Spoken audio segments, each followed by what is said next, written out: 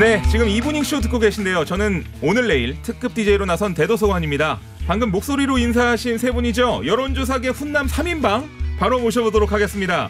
이텍스 리얼미터 대표, 그리고 윤희웅 오피니언 라이브 여론분석센터장, 배종찬 인사이트 K 연구소장님 반갑습니다. 안녕하세요. 반갑습니다. 네, 안녕하세요. 네. 다들 직책이 어려우세요. 아니 근데 이렇게 목소리도 좋으신데 네. 그 트롯에서는 왜 그렇게 된 거예요? 저 트롯 나간 거 보셨어요? 이거 떨어졌습니다. 목소리만 못 보면 네. 노래도 너무 잘했거든요. 아유, 감사합니다. 네, 춤도 잘 췄는데. 그러니까 네. 이해가 안 돼. 데이터상으로는 통과했는데. 제가 떨어지고 싶었습니다. 방송에 문제가 있네요. 심사를 여론조사 방식으로 해야 돼요. 아니 오늘 이거 하지 말고 네. 그 성토대를 합시다. 아닙니다. 편집위원들. 아닙니다. 제가 또 살다 보니까 또 이렇게 여론조사 분석가 전문가분들을 이렇게 만나 뵙네요. 이 정치권은 물론 사회 이슈까지 여론이 궁금하면 세 분한테 여쭤보면 되는 거죠. 그렇죠. 일단 국민한테 먼저 여쭤봐야죠. 그렇죠. 그걸 또 정리해서 세 분이 저한테 알려주시니까요. 자, 그동안 수많은 여론조사를 해오셨을 텐데 이 여론조사만큼은 잊지 못하겠다. 혹시 이런 게 있으십니까? 저부터 말씀드릴까요? 네.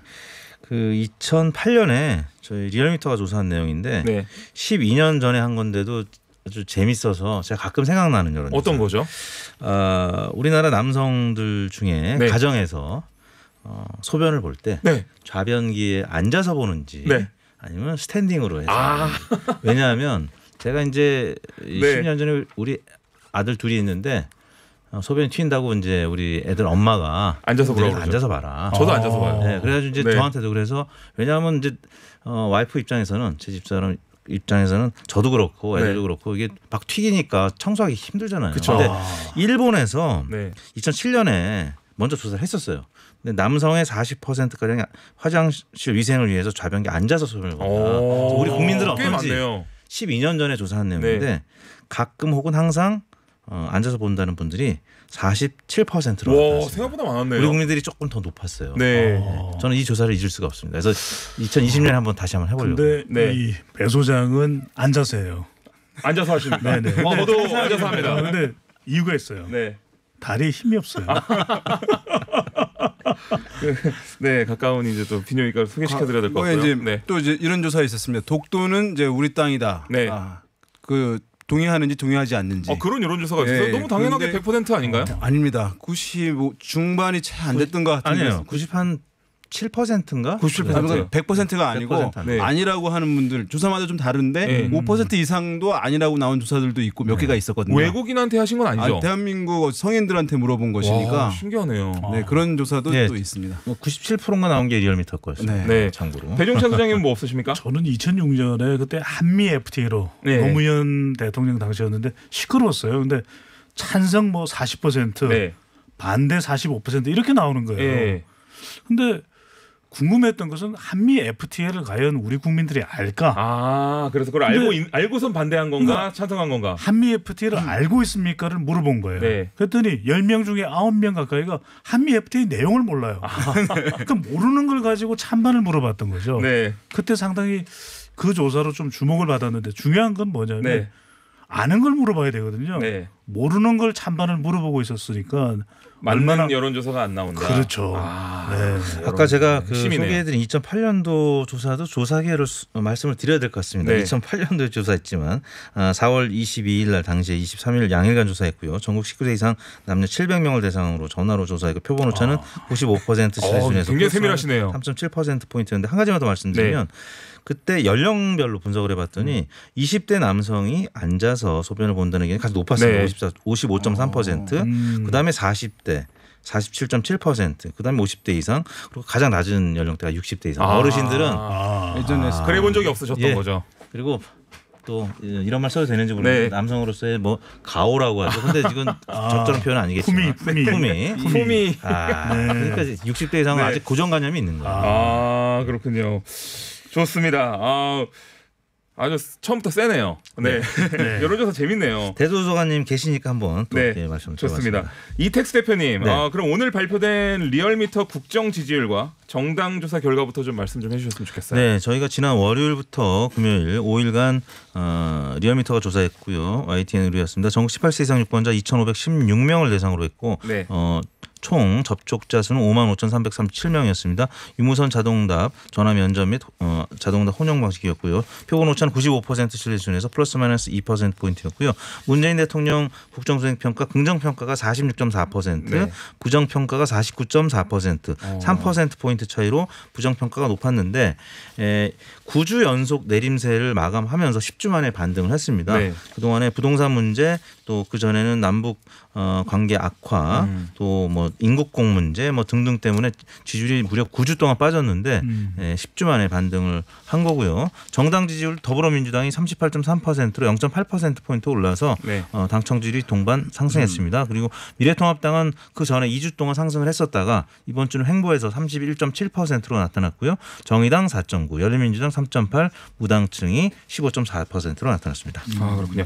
윤희용 센터장님, 네. 그 부정 요인은 역시 부동산 아니겠습니까? 네. 그 지난주 임대차법 통과가 됐는데 당장은 모르겠지만 영향이 더 있지 않을까요? 네, 일단 이제 부동산 이슈 때문에 제일 집값 영향 많은 곳이 이제 서울이잖아요. 네. 그래서 대통령 평가에도 보면 이제 서울이 전체 평균값보다 낮아요. 긍정적으로 평가한다는 것이. 그래서 서울에서 이것이 더 이제 논란이 되고 있는 것이고 영향을 많이 주고 있는 것이다. 그런데 방금 말씀하신 이제 임대차법 통과 관련해 가지고 리얼미터에서 또 조사를 했는데 그것이 이제 여권이 일방적으로 처리를 한 것인지 법안을 이제 정상적으로 통과한 것인지 이렇게 질문을 했는데 그것도 이제 좀 팽팽하게 나뉘는 결과가 나와서 이 얘기는 뭐냐 하면 그거 자체의 취지 이런 것들과 무관하게 정치적 시각에서 부동산 관련 이슈, 부동산 관련 법안들을 바라보는 시각이 지금 국민들한테 높게 형성돼 있음을 이제 알 수가 있어요. 네. 그래서 지금 보면은 이제 임대차법 관련해서 논란이 있는데 그래서 여권, 야권, 여당, 야당에서 이제 이 문제를 갖고 보다 이제 자기네 쪽으로 유리하게 하기 네. 위해서 이제 여론전이 앞으로 좀 치열하게 재개될 수밖에 없는 그런 상황이라는 걸 말씀드리고 어쨌든 임대차법 여러 가지 취지는 이제 긍정적으로 서민 약자 또 세입자들을 보호하는 것이기 때문에 좋긴 하지만 또 당장에서 이제 여러 가지 부작용들도 발생한다고 하긴 하거든요. 그런 부분에서 과연 이제 어느 쪽에서 좀 더 이제 이 본질적인 이 제도의 긍정적 가치들 또는 문제점들을 국민들에게 설득력 있게 이제 여론전을 펼치는지 여부에 따라서 좀 달라지지 않을까 생각됩니다. 긍정적인 것은 임대차 보호법이 임차인을 이제 보호하는 성격이 강하거든요. 네. 그렇기 때문에 전세 구하기 정말 힘들지 않습니까? 아, 전세 힘들죠. 예. 네. 대도서관께서도 네. 임대인이시죠? 그래도 아니요, 저는 임차인입니다. 임차인이세요? 네, 뭐 송도에 하나 집이 있긴 했었는데 얼마 전에 팔았어요. 그거. 네. 그래도 그 인터넷상에서의 인기로 보나 대임대인인 줄 알았는데. 아니에요. 저도 뭐 이렇게 집을 사거나 그런 거에는 별로 저희가 없어서 그건 대도서관이 아니라 차도서관이에요. 임대도서관이 아니라 그래서 임차도서관이네요. 네. 임대차 3법 같은 경우에는 임차인에게는 상당히 긍정적으로 환영할 수 있는 그런 관련 법인데 네. 또 한편으로 뭐가 걱정이냐면 뭐 임대인의 입장도 이제 고려돼야 되는 것도 중요하긴 한데 더 큰 걱정이 이제 이런 거죠. 전세 매물이 없어질까봐. 네, 아무래도 임대인들이 바보는 아니니까 그렇죠. 그렇게 하면은 이제 전세를 다 없애거나 한다. 이게 우려점이잖아요. 그리고 이제 전세가 다 월세로 돌아설까봐 네. 이 부분을 사실 이제 걱정들을 많이 하는 거죠. 맞아요. 저도 워낙 거의 이제 금리가 낮아지고 있는 상황이어서 네. 이제 전세라고 하는 이 제도 자체가 사실은 한국의 좀 특유한 현상인데 전반적으로 줄어들 수밖에 없거든요. 과거에 이제 보증금을 받아서 그것을 은행에 갖다 두면 집주인들이 이자가 나오는 것인데 지금은 이율이 0%에 근접해 있는 상황이기 때문에 네. 그것으로 수익을 잘 못 내는 상황이어서 실제 도시 이제 내부 지역 같은 경우는 많이 이제 사라져가고 있는 것이긴 한데 저는 어쨌든 논란이 이제 전세를 소멸해 버릴 것이다라고 하는 것들은 사실은 이미 진행되어 오고 있던 현상이고 앞으로 그렇게 갈 수밖에 없는 측면이 있는데 요 맹점 아니면 요 문제를 너무 부각시켜서 약자인 세입자들 보호하는 법 취지 자체가 무색해질 정도로 이제 공세를 하는 것은 또 다른 이제 문제점들을 외면하는 것이기 때문에 저는 좀 균형 있는 시각으로 접근하는 것이 필요할 것 같습니다. 네, 그래서 이 통합당 윤희숙 의원이 본인도 임차인이다라고 하면서 이제 국회 본회의 연설을 한 게 이제 굉장히 아주 난리가 났었잖아요. 네, 아주 뭐 어떤 분들은 시원하다고 했고 또 어떤 분들은 또 이렇게 다른 얘기도 하시고 민주당에서 월세로 전환되는 게 나쁜 현상은 아니다. 뭐 이렇게 반박을 하셨어요. 알고 보니까 뭐 윤 의원도 다주택자였다. 뭐 이런 얘기도 나오고 뭐 정치권이 임차인과 임대인 갈라치기 하는 거 아니냐 이런 얘기도 하시고 뭐 어떻게 생각하십니까, 다들? 이 부동산 문제가 처음에는 특히 이제 지역별로는 서울이 이 수도권에서는 원래 서울하고 인천 경기가 여론이 좀 비슷했다가 이 부동산 문제만큼 서울이 조금 부정적으로 돌아섰고 연령대별로도 2030, 40이 뭐 대체로 여느 다른 이슈의 경우에는 50, 60 세대랑 좀 구분이 돼서 이렇게 두 축으로 움직였다가 서울하고 20대가 이제 부동산 문제로 좀 분리가 됐어요. 뭐 이런 부분의 여론이 있다가 최근 들어서는 다시 진영 논리에 의해서 민주당 지지층이나 진보층은 부동산 문제도 기존에 갖고 있던 시각에서 바라보는 여론이 많아졌고요. 뭐 그러니까 윤희숙 의원 논란도 미래통합당 지지층이나 보수층은 매우 우호적으로 바라보는 반면에 민주당 지지층에서는 윤희숙 의원도 결국 임차인 뭐 임대인 갈라치기 하는 본인도 다주택자였고 뭐 이런 부분 계속 얘기하면서 이게 정쟁화되거든요. 그래서 최근 여론조사는 조금은 팽팽한 수준으로 지금 굉장히 갑론을박하는 뭐 이런 상황이 이어지고 있습니다. 네, 배종찬 소장님, 이 부동산 이슈랑 또 행정수도 이전 이슈 이게 또 맞물리면서 여론에도 변화가 막 생겼다고요. 이게 또 이게 자존감 문제가 돼요. 자존감 문제. 서울. 다음번에는 이 곡을 선택하시면 어떨까? 네. 저를 위해서 너무 감사합니다. 수도도 이전하겠다. 네. 이제 트로트는 그만하려고요. 이제. 부동산 규제도 집중적으로 초점이 맞춰진 곳이 서울이거든요. 그렇죠. 우리 TBS도 서울교통방송이죠. 그러다 보니까 서울 쪽에서는 부담스러운 거죠.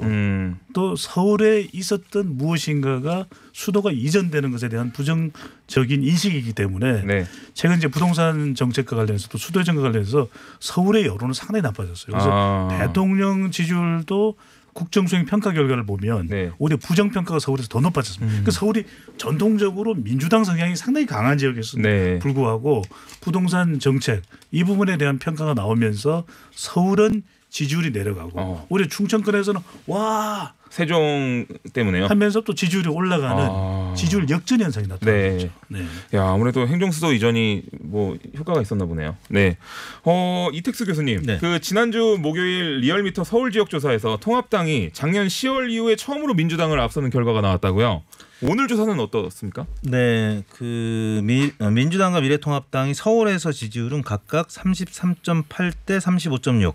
오차 범위 내에서 미래통합당이 한 1.8% 포인트 약간 높은 거죠. 이제 뭐 이 정도면 거의 팽팽하다고 봐야 되는데 지난주 주중 집계에서 저희가 월요일부터 수요일까지 조사해서 목요일에 발표했던 내용은 이거보다 좀 격차가 컸었습니다. 미래통합당이 한 41%가량 나왔고 민주당이 한 31%. 그러니까 한 10% 포인트 가까이 민주당이 좀 앞서다가 저희가 목요일 금요일 마저 조사하니까 다시 팽팽한 수준이 나타났는데 이제 2주 전 3주 전에는 계속 팽팽한 수준으로 민주당이 앞서다가 지금 아무튼 역전 현상이 살짝 있는 겁니다. 뭐 그렇기 때문에 내년 4월에 있을 재보궐선거 서울시장 지금 유고 상태이기 때문에 재보궐선거가 미래통합당이 좀 유리한 것이 아니냐 이런 전망들이 나오고 있고 또 박원순 전 시장의 그 추행 논란 때문에 민주당에서는 여성 후보들을 이제 내세우는 쪽으로 지금 얘기가 진행이 되고 있는데요. 뭐 그런 차원에서 박영선 장관이라든지 추미애 장관 등이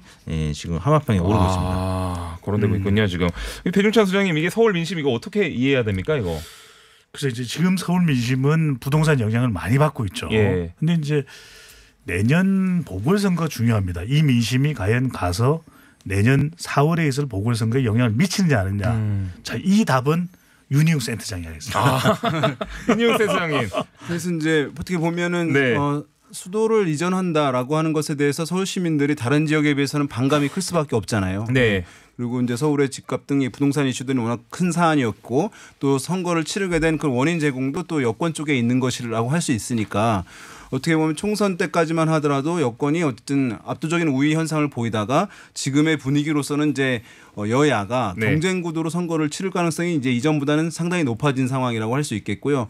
그리고 거기다가 수도가 이전하게 되면 그 이슈가 계속 논란이 되게 되면은 여권한테 불리하게 작용할 수도 있잖아요. 서울에. 그래서 서울 여권 여당에서는 수도 이전하는 것에 대해서 어쨌든 이것이 왜 필요한지에 대해서 서울 시민들에게 이전하더라도 서울시의 위상이 변화가 없을 것이다. 뉴욕 같은 어쨌든 그런 경제 발전 이런 것들은 지속적으로 이루어질 것이다라고 하는 것들을 설득해내고 설명해내고 그다음에 최근에 이제 부동산 이슈 문제됐던 것들을 어쨌든 이 법안들을 그래서 과감하게 지금 속도전 있게 통과를 시키고 있는 것인데 통과시켜서 얼마나 이제 안정화시키느냐. 그래서 네. 애초에 목표한 의도를 실현하느냐 여부에 따라서 내년 선거 결과가 어쨌든 영향을 받을 수밖에 없을 것 같습니다. 그렇군요. 아, 역시 이게 여론조사 전문가 세 분한테 들으니까 이해가 쏙쏙 됩니다. 네.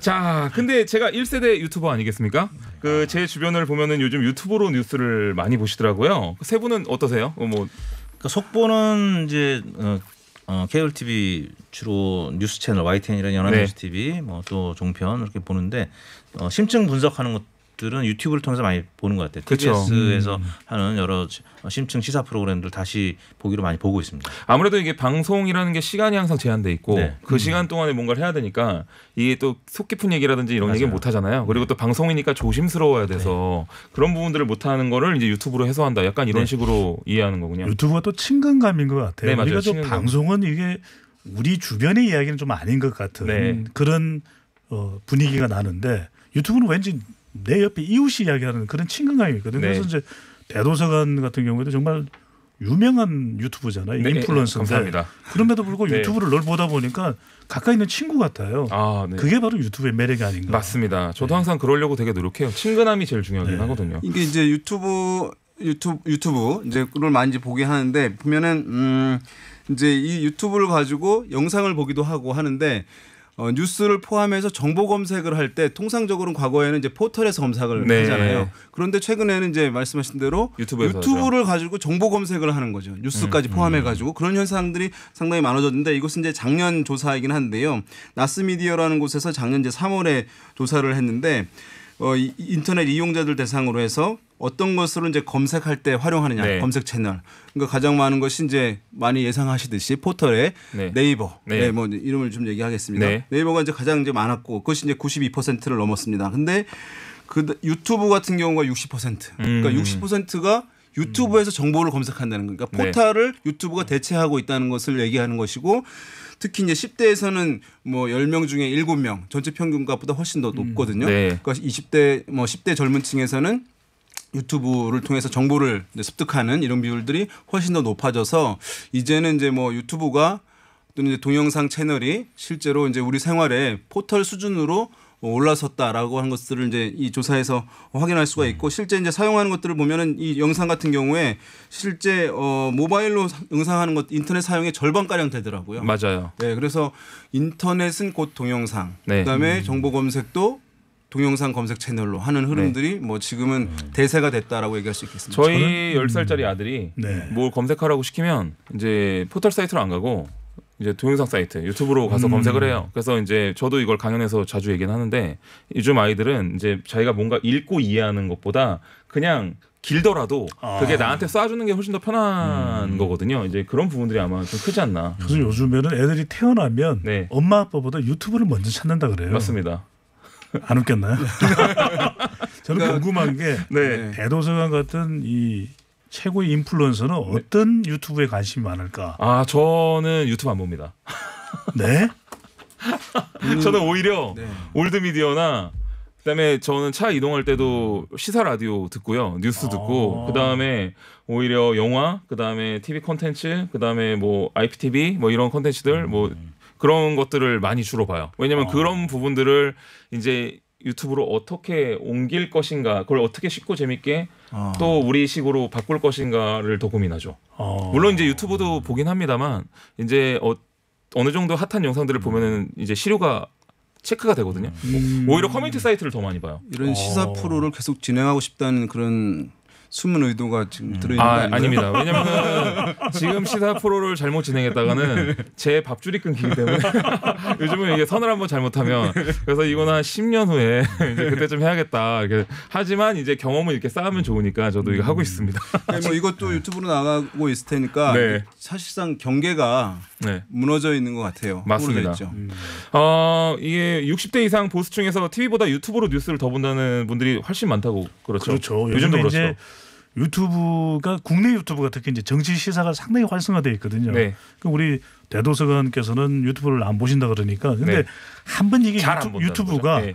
빠지면 계속 빠져들어가요. 맞습니다. 그러다 보니까 이게 60대 이상 또는 젊은 세대들 이념에 따라서 또 보는 정치 시사 유튜브 채널이 각각 다르거든요. 그러니까 긍정적인 점은 유튜브를 좀 풍부하게 활용해서 좋긴 한데 너무 정치적 편향적으로 좀 엇갈리는 거 아니냐 극단적으로. 맞습니다. 이 점은 조금 염려되는 점이에요. 그 윤희용 센터장님 그 아무래도 신뢰도 부분 그러니까 유튜브로 보면은 이제 가짜 뉴스가 많다는 지적도 있고요. 또 상대적으로 신뢰도가 낮다는 지적도 있던데 어떠십니까? 일단은 이제 이게 유튜브를 집중해서 보는 분들과 그렇지 않은 분들이 확연히 이제 다릅니다. 그러니까 유튜브를 보시는 분들은 유튜브를 엄청 신뢰해요. 기성 미디어보다. 왜냐하면 TV나 이제 신문에서 다루지 않는 정보를 알려줄 뿐더러 TV나 신문, 기성 미디어가 왜곡된 정보를 많이 전달한다라고 하는 불신을 갖고 계신 분들이 유튜브를 통해 가지고 정보를 습득을 많이 하시는 거고요.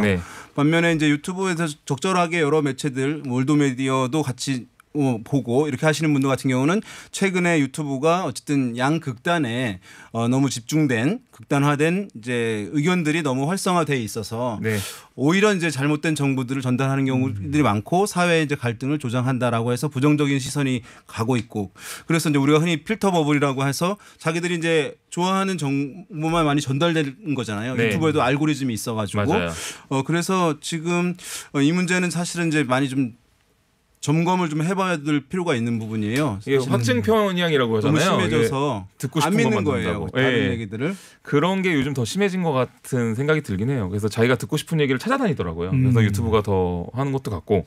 이택수 대표님. 그 얼마 전에 유튜브 방송을 시작하셨다고요. 어떻습니까? 여론조사 전문가가 하는 유튜브 방송 거의 없지 않습니까? 뭐 사실상 유일한 거죠. 지금 이제 한 달 반 정도 됐는데요. 사실 여론조사 기관들은 좀 보수적입니다. 이제 뭐 이념 성향의 보수성을 얘기하는 게 아니라 쉽게 그 미디어 환경이라든지 또 여론조사의 매체 환경의 좀 변화를 좀 앞서가지는 않고요. 좀 더디게 움직이죠. 그런 차원에서 여론조사 기관 종사자들은 방송 인터뷰도 사실 허락하지 않은 조사 기관들도 많이 있거든요. 근데 이제 저희는 그거보다는 지금 왜곡된 여론조사 관련된 정보들이 더 많기 때문에 그 부분에 대해서 좀 설명을 하고자 그래서 이제 대표적인 저희 채널의 한 꼭지가 뭐냐면 구라미터 제거기입니다. 아, 구라미터 제거기요? 리얼미터가 이제 여기서 써도 되는 말인가요? 저는 뭐 괜찮습니다만 이제 우리 PD님들이 잡혀 들어가시니까. 근데 이제 그 구라라는 표현에 여론조사 기관 이름을 넣어가지고 구라미터, 구라기터 분들이 굉장히 많거든요. 그런데 실제 선거 결과도 지금 왜곡됐다, 뭐 조작됐다고 이제 주장하는 분들이 많기 때문에 그런 차원에서 사실을 바로잡는 그런 채널의 성격으로 만들었는데요. 꼭 정치조사뿐만 아니라 좀 재미있는 사회조사들. 아까 제가 이제 그 뭐 소변 관련된 여론조사도 했는데 뭐 그거 외에도 뭐 성담론이라든지 뭐 외국에는 킹제이 보고서가 있잖아요. 뭐 그런 식의 여론조사를 좀 많이 확대해서 해보려고 합니다. 그렇군요. 이게 아무래도 이 유튜브 채널 특성상 이 사회적 이념적 성향을 가진 독자층이 주로 형성이 되다 보니까 이 여론조사가 신뢰성과 객관성을 담보로 하는 만큼 유튜브 방송의 방향을 놓고 고민을 많이 하실 것 같습니다. 뭐 저한테 질문 있으시면. 근데 저희가 이제 구독자가 한 달 반 돼서 많이 늘긴 했어요. TBS 덕분에 뉴스공장에 나와서 이제 조사 뭐 얘기하다 보니까 지금 17,000명 됐는데. 오, 빠르네요, 그래도. 빨라. 우리 배 소장님도 한번 나오셨고. 근데 이게 구독자 한 뭐 5만 10만 빨리 되고 싶은데 어떻게 해야 되는지. 이게 말씀하실 때 텐션이 좀 더 필요해요. 텐션이 더 있으셔야 되고 약간 이제 저 말하는 거 보시면은 이제 에너지가 약간 에너지 있게 하잖아요. 이게 좀 되게 피곤한 일이거든요. 사실은 끝나면 팍 줄어드는데 그리고 또 하나는 방송에 나갈 말들만 하시면 어차피 그걸 안 봐요. 그러니까 방송에서는 못할 얘기들을 되게 친근하게 하시는 게 제일 중요하죠, 아무래도. 그러니까 이제 주식 먹다 간식은 또 유튜브에서 재밌게. 좋습니다. MSG도 넣고. 지금까지 배종찬 인사이트 KI 연구소장님 그리고 윤희용 오피니언 라이브 여론분석센터장님 그리고 이택수 리얼미터 대표님과 함께 말씀 나눴습니다. 세 분 감사합니다. 네, 고맙습니다. 네, 고맙습니다. 자, 오늘 내일 스페셜 DJ 대도서관과 함께하고 있는 이브닝쇼 유튜브 TBS FM으로 들어오시면 보이는 라디오로 함께하실 수 있습니다. 구독과 좋아요도 많이 눌러주시고요. 자, 지금 이 시각 해외의 핫한 뉴스를 알아보는 서울타임즈 전지현 캐스터와 함께합니다. 어서 오세요. 네, 안녕하세요. 네, 안녕하세요. 목소리 늘 제가 라디오 들으면 듣는 목소리입니다. 감사합니다. 제가 밖에서 텐션이 중요하다고 말씀하셔가지고 텐션을 너튜브 하실 예정이십니까? 네. 그래서 왔어요. 네. 시작해볼까요? 트럼프 미국 행정부가 국가안보 위협을 내세워서 중국 모바일 동영상 공유 앱인 틱톡을 미국에서 퇴출시키겠다고 했는데 네. 결국 마이크로소프트가 틱톡을 인수하는 협상에 동의했죠? 그렇습니다. 트럼프 대통령이 지난달 31일에요. 중국 기업 바이트댄스가 운영하는 틱톡을 통해서 미국인들의 정보가 중국 공산당 손에 넘어갈 수 있다. 그래서 틱톡 사용을 1일부터 금지하겠다. 이런 방침을 밝혔었습니다. 네. 이에 따라서 이제 그동안 마이크로소프트사가 틱톡 인수를 계속 추진해 왔는데 그럼 인수합병이 무산될 수도 있겠다. 이런 얘기가 나왔었거든요. 네. 근데 결국 트럼프 행정부가 입장을 좀 바꿨습니다. 그래서 45일 안에 마이크로소프트가 틱톡을 인수하는 협상에 동의를 했다라고 로이터 통신이 보도를 했습니다. 아직 백악관 지금 공식으로 발표를 하진 않고 있고요. 네. 일단 로이터 통신 보도가 나온 건데요. 일단 마이크로소프트 측은 틱톡을 인수하는 데 있어서 미국 재무부 등에서 안보 심사를 완전하게 받을 것이다. 그리고 미국에 제대로 된 경제적 이익을 제공하겠다. 이렇게 강조를 했는데요. 네. 일단 대통령이 동의를 했기 때문에 틱톡의 미국 내 사용 금지는 일단은 9월 15일까지는 늦춰질 것으로 보이고요. 네. 이게 이제 마이크로소프트사로 넘어가면 사용이 계속될 수도 있겠죠. 이 틱톡이 전 세계에서 20억 명 이상이 사용하는 동영상 공유 플랫폼입니다. 맞아요. 네, 쓰시나요? 저도 초반에 틱톡 건너왔었을 때 저한테 광고 오래가 와가지고 네. 그거 한번 해보고 이제 레벨이 네, 주변 사람들이 네네. 많이 쓰죠. 네. 그렇죠. 네. 그래서 미국에서도 굉장히 폭발적인 인기를 끌고 있거든요. 근데 이제 베이징에 본사가 있으니까 네. 여기서 미국인들의 개인 정보를 중국이 들여다볼 수 있다라는 게 트럼프 대통령의 주장이었습니다. 그렇다면 트럼프 대통령이 굉장히 강경했는데 갑자기 왜 입장을 바꿨을까? 이 분석을 로이터가 내놨는데요. 미국의 젊은 유권자들의 표를 의식했기 때문이다라고 했어요. 왜냐하면 네. 인수에 제동을 걸었다. 그래서 이제 만약에 못 쓰게 되면 미국 내에 있는 젊은이들이 반발을 할 수밖에 없기 때문입니다. 내가 갑자기 쓰던 앱을 못 쓰게 하면 그렇죠. 저 같아도 화가 날 것 네, 같아요. 1억 명 이상이 지금 미국 내에서 쓰고 있는데 네. 특히나 이제 10대, 20대가 가장 많이 쓰거든요. 네. 근데 이번에 이제 11월 3일에 치러지는 대선에서 굉장히 많은 수의 젊은이들이 처음으로 선거에 참여를 하게 됩니다. 선거 연령에 도달을 하게 된 거예요. 10대에서 이제 딱 선거 연령에 딱 네, 도달하는 네. 딱 그 사용자들이네요. 그랬는데 이걸 못 쓰게 하면 그럼 난 트럼프 대통령이 이걸 못 쓰겠으니까 가서 네. 바이든 후보한테 투표할래 이렇게 나갈 수 있게 된다는 거죠. 네. 그래서 공화당의 유력한 의원들도 이 인수를 좀 합병 인수를 허가해야 된다 이렇게 촉구를 한 것으로 알려졌습니다. 네. 역시 이게 모든 것은 표로 움직이는군요. 그렇죠. 네. 지금 트럼프 대통령의 모든 행동은 기승전 대선입니다. 네, 수요와 공급이 네. 거기서 다 있군요.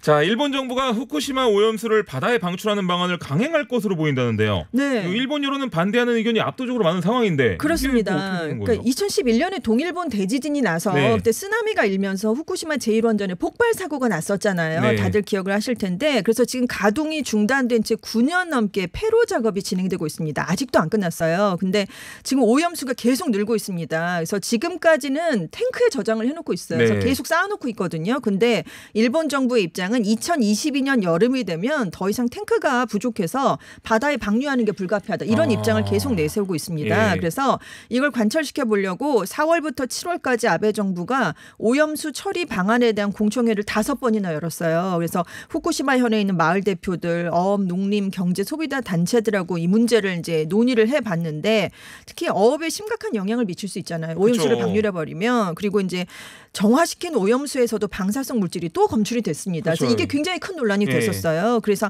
안 된다, 방류하면 안 된다는 의견이 훨씬 더 많았던 것으로 확인이 됐습니다. 근데 그린피스가 작년 8월에 무슨 보고서를 냈냐면 네. 일본 후쿠시마 오염수가 방류가 되면 1년 이내에 우리나라 동해로 유입된다. 이런 얘기예요. 큰일이네요, 해류를 타고 쭉 돌다가 1년 이내에 온다는 거죠. 네. 그래서 국제사회 우려가 많습니다. 뭐 우리나라만 오는 게 아니니까요. 그렇죠. 그래서 그런데도 일본 정부가 3월에 바다에 흘려보내는 구상을 담은 초안을 발표했었거든요. 그래서 이 문제가 이제 늦어도 10월 안에는 결정이 될 가능성이 있는데 일단은 의견을 수렴해서 최종 방침을 결정한다라고 일본 정부가 얘기를 하긴 했지만 네. 지금 아베 정부는 이걸 방류하겠다는 입장이 좀 굳기 때문에 이게 어떻게 결론이 날지 참 우려되는 상황입니다. 예, 참 이게 이해를 못 하겠네요. 네.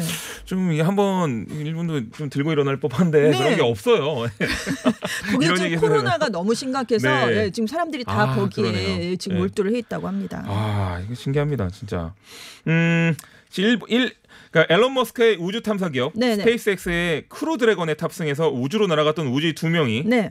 그 62일 동안 ISS에 머물다가 다시 지구로 무사하게 돌아왔다. 그렇습니다. 5월 네. 30일에 발사됐을 때 이게 사격에서 발사한 거잖아요. 두 우주인이 이렇게 굉장히 좁게 이렇게 붙어 앉아서 출발해서 갔던 거 아마 기억하실 거예요. 그래서 그게 벌써 62일이 흘렀습니다. 그래서 국제 우주 정거장에 머물면서 우주 유형 과학 실험 같은 임무를 수행을 했고요. 미국 현지 시각으로 2일 낮 12시 51분쯤에 마지막 궤도 비행을 마치고 대기권 진입을 시도했습니다. 그래서 오후 1시 52분쯤에 캡슐 동체를 분리시키면서 섭씨 1900도에 이르는 고열을 견뎌내고요. 재진입을 했습니다. 그래서 해상으로 떨어졌어요. 플로리다주에 있는 멕시코만 펜서콜란 연안 해상에 내려앉았는데 아무런 결함이 없이 제 시간에 잘 도착을 했고요.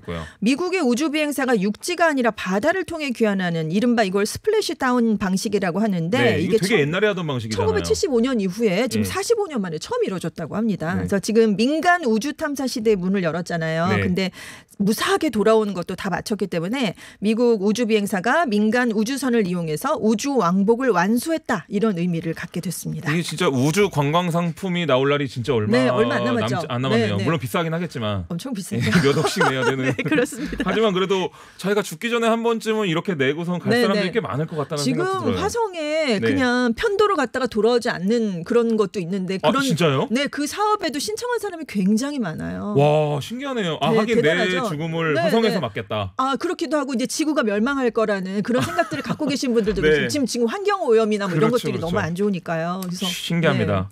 자, 지구촌 곳곳에 홍수와 폭염 그리고 허리케인이 발생하면서 전 세계가 극단적인 기상 때문에 이게 피해를 입고 있다죠. 네, 우리나라도 지금 비켜갈 수 없잖아요. 당장 지금 우리도 지금 피해가 지금 큰 상황인데 중국은 남부지방 홍수가 2달 가까이 이어지고 있습니다. 지금 어마어마해요. 수재민 숫자가 5천만 명을 기록하면서 5천만 명이요? 우리나라 인구보다 많아졌습니다. 와. 수재민 수만 그런 거예요. 그래서 지금 재산 피해액이 우리 돈으로 24조 6천억 원에 이르고 있습니다. 어마어마하네요, 진짜. 중국에 물난리가 났는데 유럽은 역대급 폭염 사태가 발생하고 있어요. 스페인 북부 해양 도시 산세바스티안 지역 기온이 지난달 30일에 42도까지 올랐습니다.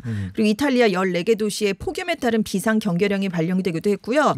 러시아 시베리아는 정말 추운 곳이잖아요. 근데 지금 이상 고온 현상이 발생해서 여기서 지금 지난달쯤에 38도가 기록이 됐습니다. 그래서 막 산불 나고 난리도 아니래요. 지금 산불이 지금 그치질 않고 있어요. 이게 지금 폭염이 너무 심하니까 한 번 발생하면 끊이질 않고 있습니다. 이게 진짜 뭔가 지구가 약간 뭔가를 우리에게 메시지를 던지는 걸까요? 그렇습니다. 그래서 전문가들은 이렇게 심각한 정도의 홍수, 가뭄, 폭풍, 폭염 같은 극단적인 기상이 예전보다 더 자주 발생을 하고 있으니까 지구 온난화에 따른 기후 변화랑 연관이 있다. 그걸 무시하면 안 된다. 이런 경고를 지금 내놓고 있습니다. 이게 좀 환경 보호 진짜 중요하네요. 네, 그렇죠.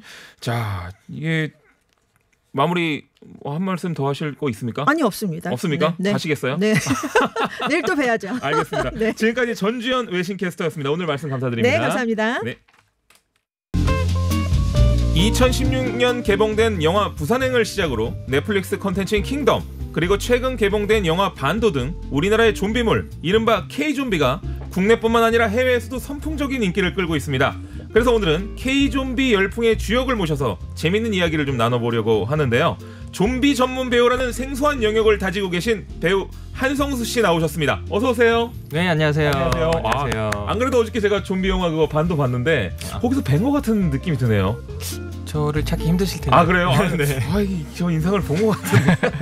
그리고 최근 인천 스텔라라는 작품으로 부천 판타스틱 영화 국제영화제에서 수상의 영광을 누리기도 한 우리나라 C급 영화의 거장이시죠. 백승기 감독님도 모셨습니다. 어서 오세요. 네, 안녕하세요. 반갑습니다. 네, 안녕하세요. 자, 한성수님, 제가 K-좀비 열풍의 주역이라고 소개를 해드렸는데 어떤 작품에 출연하셨습니까? 저는 좀비 작품 부산행을 시작으로 킹덤 1, 2 그리고 살아있다 그리고 최근 반도까지 출연했습니다. 다 봤습니다, 제가. 다 보셨어요? 네, 그래서 되게 낯이 익어서 어디서 본 좀비인데 약간 이런 느낌이 좀 있었거든요. 근데 어떻게 하다가 이 좀비 연기에 집중적으로 하시게 된 거예요? 제가 뭐 일부러 좀비 연기만 하려고 한 건 아니고요. 부산행을 시작을 했을 때 거기에 이제 안무 맡았던 전영이라는 친구가 있어요. 그 친구가 이제 부산행 이후로 뭐 킹덤, 그리고 뭐 반도도 그랬고 그러니까 좀비물을 계속 안무를 맡게 되었거든요. 네. 그래서 그 친구가 항상 그런 거 할 때마다 이제 저를 또 불러줘서 같이 하게 돼서 네. 어떻게 또 좀비물을 이렇게 계속 하게 됐네요. 나오신 영상을 제가 잠깐 본 것 같은데 진짜 잘하시는 것 같은데 입이 약간 되게 크게 벌어지시는 것 같던데. 아 저요? 네. 입을 크게 좀비가 원래 입을 좀 크게 벌려야 네. 무섭게 보일 수 있는 게 있어서. 맞아요. 네. 아 그렇습니다. 백승희 감독님. 네. 감독님도 한성수 씨가 출연한 작품들 보셨죠? 아 그럼요. 다 네. 봤습니다. 네. 그 한성수 씨의 연기 냉철한 이 시각으로 분석 좀 부탁드리겠습니다. 찾으실 수 있었나요? 이 감독의 시각으로 봤을 때 네. 한성수 씨의 그 연기는 네. 완벽하다고 할 수 있습니다. 특히 그 좀비 찐 좀비다. 연기에 있어서는 저는 아까 대기실에 있으면서도 네. 분장을 안 하셨는데도 분장을 한 것 같은 착각이 좀비라는 느낌이 나요. 네. 거의 뭐 완벽한 네. 너무 이게 이제 메소드라 그러죠. 네. 메서드라고 하는데 연기에 너무 몰입해서 실제 이제 그것이 되는 네. 거의 그 정도의 경지에 오르셨다 할 수 있습니다. 좋습니다. 좀비의 네. 극에 오르셨다. 우리나라 좀비물에 대해 국내 영화 팬분들뿐만 아니라 해외 관객들이 오히려 극찬하고 또 호응해주고 있잖아요. 네. 해외에서도 좋은 평가를 받는 이유 어디 있다고 보십니까, 두 분? 네. 우선은 그 좀비라는 것이 무릇 이 좀비라는 것은 네. 거의 이제 그 서양의 좀 전유물이었습니다. 맞아요, 미국 전유물이죠. 예, 서양의 어떤 미국의 이제 어떤 그 토종을 갖고 있다가 네. 아시아 좀비라는 것이 굉장히 생소한 거죠. 근데 이제 그게 최근에 기술이 좀 발전하면서 굉장히 이제 리얼한 아시안 좀비들이 나오면서 거기에 이제 많은 전 세계인들이 이제 열광을 하기 시작했다. 네. 생소하니까. 예. 네. 한성수 씨는 어떻게 생각하십니까? 네, 저도 사실은 감독님 말씀하신 것처럼 네. 생각이 같은데 사실 좀비 기존의 컨셉 자체는 지금 저희 나라에 나와 있는 좀비 컨셉 자체는 네. 사실 외국에서도 충분히 빠르고 역동적인 좀비들이 나온 작품들이 네. 있거든요. 그래서 그런 것의 차이보다는 진짜로 동양에서 다루는 이 좀비라는 그 특이함과 네. 그리고 다뤄졌을 때 그 작품 자체의 그 퀄리티가 사실 서양인들이 봤을 때도 네. 좀 뭐라 그러지? 신기하고 네. 저도 뭔가 그분들이 평소에 볼 수 없는 광경이 아니다 보니까 더 재밌게 보는 거예요. 네, 그 이질감 없이 또 느껴주시면서 더 재밌게 봐주시는 것 같아요. 맞습니다.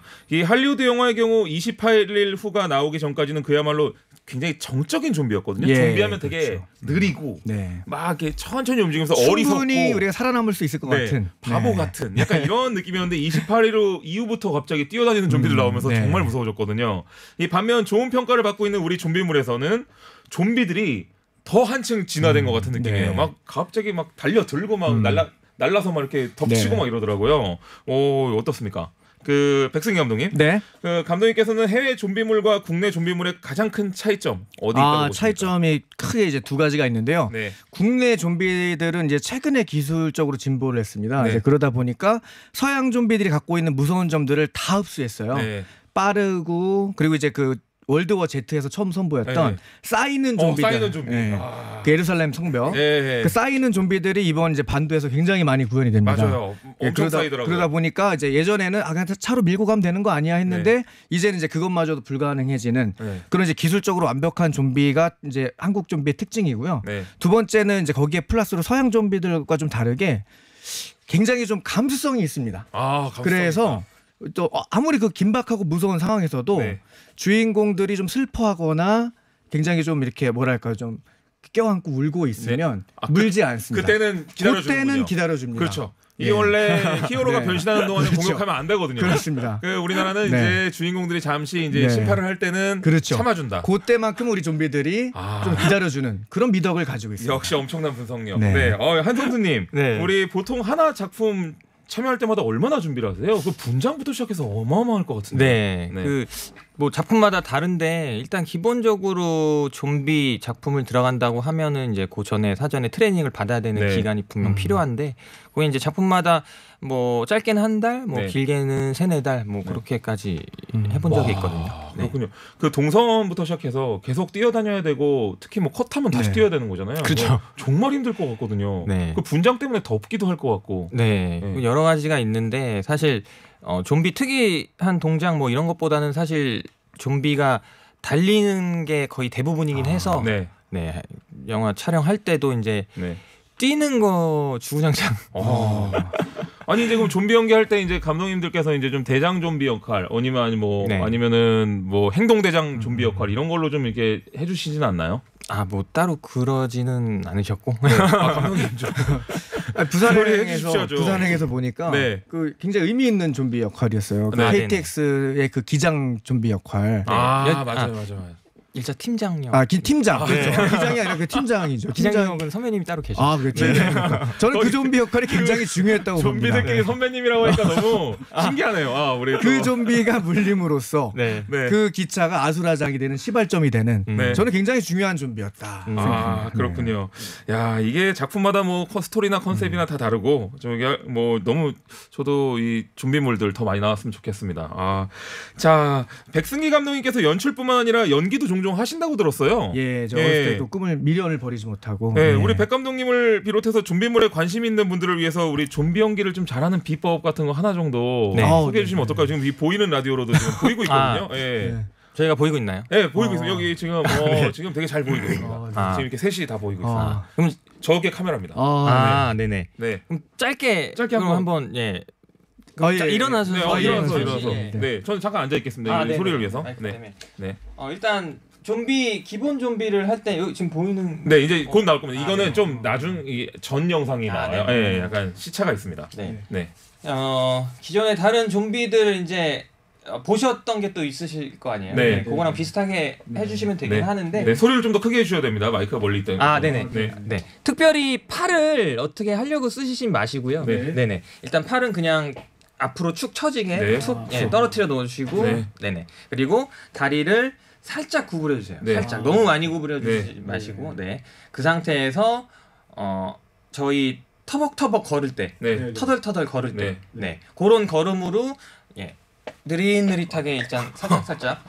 자, 여러분이 진기한 영상을 보고 싶으시면 TBS FM 유튜브 채널로 들어오시면 됩니다. 그러니까 여기서 이제 살짝 머리를 좀 돌려주시던가. 흔들흔들 조금 해주시면 요 정도만 해주셔도 좀비처럼 보이거든요. 진짜. 저희가 진짜 가관입니다 지금. 제가 항상 그 연구하던 좀비의 그 킬링 포인트가 있는데, 좀비가 이제 갑자기 각성할 때가 무섭더라고요. 이런 거죠. 이렇게 있다가 이렇게 딱 쳐다볼 때. 그게 그런 포인트들이 중요하긴 한데 지금 우리 이게 약간 좀비 토론회에서 지금 좋습니다. 지금 분위기 너무 좋아.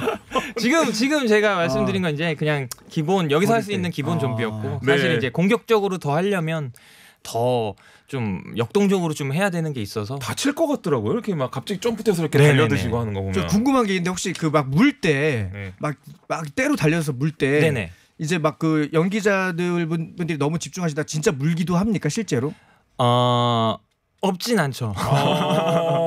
아니 그리고 깔렸을 때 그때 깔리신 분들은 굉장히 힘들 것 같은데요. 네, 그래서 그런 것들도 사실 그 현장 거기서 바로바로 그렇게 그냥 이렇게 쌓아보자 해서 쌓고선 바로바로 하는 게 아니라 그 사전에 이제 좀 트레이닝 미리 해야죠. 안 다치게 최대한 일단 그림을 먼저 만들어서 그걸 좀 트레이닝을 하고선 현장에서 그렇게 만드는 거예요. 감사합니다. 이거 너무 좋은 이 연기 비법. 저도 많이 써먹겠습니다. 자, 감독님. 그 지난주 이브닝 쇼 인터뷰에서 어벤져스 같은 작품을 해보고 싶다고 하셨는데 좀비물은 좀 어떠십니까? 좀비물은 제가 꼭 만들고 싶은 저희 염원입니다. 염원이시군요. 아무래도 좀비물은 특수 분장이 많이 들어가서 제작비가 좀 많이 들 것 같아서 저는 이제 제작비를 좀 아끼는 차원에서 이제 어떤 그 좀비 역할을 너무 잘하고 싶어하는 좀비 연기 전문가를 주인공으로 하는 그런 영화를 좀 한번 만들어 보고 싶습니다. 배우는 이제 한 명만 있으면 되니까 그러면. 저로요? 아니요, 지금 두 분 중에서 지금 한 분을 지금. 알겠습니다. 오디션을 지금 두 분 중에서. 알겠습니다. 자, 우리 한성수님 어떻게 백 감독님 연출하는 좀비 영화에 출연할 뭐 의향이 있으십니까? 러브콜을 해주신다면 어쨌든 좋습니다. 언제든지 한성수님이 앞으로는 좀 어떤 배역을 맡고 싶으신지 그리고 또 어떤 활동을 하고 싶으신지 좀 앞으로의 목표를 좀 듣고 싶어요. 일단은 지금 현재 제가 그 넷플릭스 드라마 지금 우리 학교는이라는 데서 지금 안무 감독을 맡고 있거든요. 그래서 어떻게 좀비 연기를 하다 보니까 또 이제 그쪽까지 안무가까지 되셨군요. 그쪽까지 하게 됐는데 일단은 내년까지 잡혀 있는 촬영이라서 그거를 마무리까지 네, 하게 될 것 좀비들의 같고. 동선을 짜주고 액션의 합을 맞추고 이런 부분이겠네요. 트레이닝도 해주고. 오, 되게 특이한 직업이네요, 이것도. 좀비계의 아버지 같은. 네. 그리고요, 또. 네, 그리고 그거 끝나고는 이제 다시 또 저도 이제 원래 연기를 하는지라 예, 배우의 일도 이제 끊이지 않고 계속. 그러니까요, 굉장히 잘생기셨어요. 아니에요. 아니, 이게 선이 딱 있으시잖아요. 네. 아닙니다. 그래서 여튼 배우로서도 계속 활동을 할 거고요. 네. 네. 그리고 지금 안무가를 맡고 있지만 또 다시 안무로서 작품을 만나게 될지는 모르겠지만 네. 예, 지금 맡고 있는 거에 최선을 다해서 네. 어떤 역할을 뭐 좀 맡고 싶다 이런 걸 약간 비유해서 어떤 영화에 나왔던 누구로 비유해서 할 수 없습니까? 저는 그런 역할을 되게 좋아하거든요. 저요. 내부자들에 나오는 제가 이거 아직 썰고 썰고 너무 좋죠. 네네. 네, 조우진 선배님 네. 예, 연기 너무 잘하시고. 근데 아직 제가 뭐 이렇게 역할을 정하고 가릴 처지는 아니라서 예, 뭐든지 들어오면 네. 네. 알겠습니다. 자, 우리 백승희 감독님. 네. 저도 이제 나중에 가면은 인천 스텔라 네. IPTV에 뜨면 꼭 보겠습니다. 예, 예. 네. 앞으로 향후 목표가 있으시다면. 앞으로 향후 목표는 이제 그 좀비 영화. 네. 좀비 역할을 너무 잘하고 싶어서 네. 그 실제 좀비가 돼버리는 이제 어떤 그 메소드를 하다가 아예 좀비가 그냥 돼버리는 네. 한 남자의 이야기. 어. 이제 그거를 준비하고 있습니다. 그래서 제작비도 조금 아낄 수 있으면서 예, 예. 그의 심리 상태를 좀 그렇습니다. 보여주는. 예. 그럼 진짜로 준비하시는 그럼 건가요? 그럼요. 네, 정말 예. 이거 진짜 나중에 이거 남습니다 기록에. 감독님. 예. 이러고 갑자기 다른 영화 뺑 나오면 네 저희가 할 겁니다. 저희가 항상 이제 감독님들이랑 얘기하면 저 불러주신다고 했는데 한 번도 안 불러주시더라고요. 우리 복만대 감독님도 저를 불러주신다고 늘 했는데 안 불러주셔가지고 제가 두 분 꼭 부르도록 하겠습니다. 알겠습니다. 자, 지금까지 전 세계적으로 열풍이 불고 있는 K 준비물의 주역이시죠, 배우 한성수 씨와 그리고 영화 감독 백승희 감독님과 함께했습니다. 두 분 오늘 말씀 너무 감사드립니다. 네, 감사합니다. 네, 감사합니다. 네. 자, 내일 이브닝 쇼도 저 대도서관이 진행할 예정입니다. 더욱더 알찬 소식으로 찾아뵐 것을 약속드리면서 저는 이만 물러가도록 하겠습니다. 오늘 어떻게 마음에 드셨는지 모르겠네요. 우리 휴가 가신 동안에 또 잘 갔다 오시라고 제가 이게 진행을 잘 해야 마음 편히 갔다 오실 텐데 제가 내일까지만 할 테니까요. 혹시 마음에 안 드시더라도 너그럽게 또 예쁘게 봐주셨으면 감사드리겠습니다. 빗길 운전 조심하시고 다들 안전 운전하세요. 안녕.